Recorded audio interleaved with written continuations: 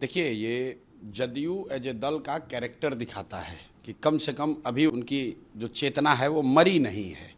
नीतीश कुमार कमज़ोर पड़ गए हैं और हम लोग उस दल में रहे हैं। नीतीश को मैं जानता हूं। नीतीश कुमार को अगर इस तरह का आरोप लगा होता, नीतीश कुमार अपने प्राइम में होते तो अब तक उस मिनिस्टर को सैक कर दिया होता। लेकिन दल का डीएनए जो है, कम से कम उसमें इतना उनके आंख में लाज शर्म बचा हुआ है। कल नीरज जी ने जो कहा है कि भाई जिन पर आरोप लगा है ये नीतीश कुमार का दल है, इसमें आरोप लगता है तो लोगों को आकर जवाब देना पड़ता है।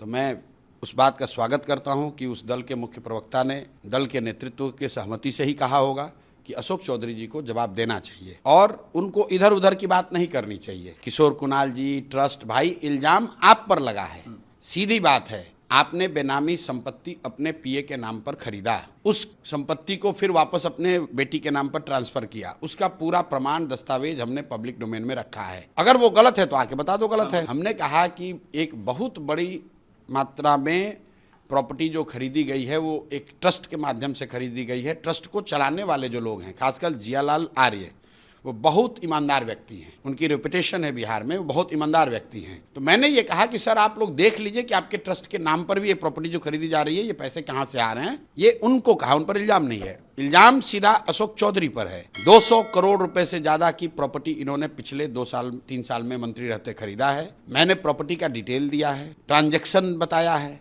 ये बताया है कि 2019 में आपने एक जो पूरा एग्जाम्पल केस के तौर पर दिया है कि 23 कट्ठे जमीन आपने खरीदी अपने पीए के नाम पर, योगेश्वर दत्त के नाम पर, उसको 2 साल के बाद अपने बेटी के नाम पर ट्रांसफर कराया बिना पैसा दिए हुए। पैसा बैंक से जो ट्रांजैक्शन हुआ है वो 10 लाख रुपए हुआ है, जो रजिस्ट्री ऑफिस में लिखा गया है वो 34 लाख रुपए है।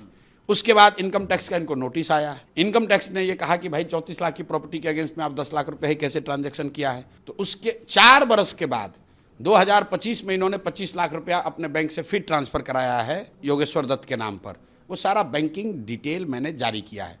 अब ये जवाब दे दें कि भाई ये जमीन खरीदा था कि नहीं योगेश्वर दत्त के नाम पर, और योगेश्वर दत्त के नाम से फिर इन्होंने जमीन ट्रांसफर करा था कि नहीं, और अगर किया था तो 34 लाख की जमीन 10 लाख में आपको कैसे दे दिया, और अगर 10 लाख में दे भी दिया था तो 4 बरस के बाद फिर उसको 25 लाख रुपए क्यों दे रहे हो। ये एक केस मैंने दिया है। उसके साथ मैंने इनके सारे प्रॉपर्टी का जो हम लोग के संज्ञान में आई है, उससे तो बहुत ज्यादा इनके पास होगा, तो जो प्रॉपर्टी इन्होंने घोषित नहीं की है, जो हमारे पास पेपर डीड आया हमने साझा किया है।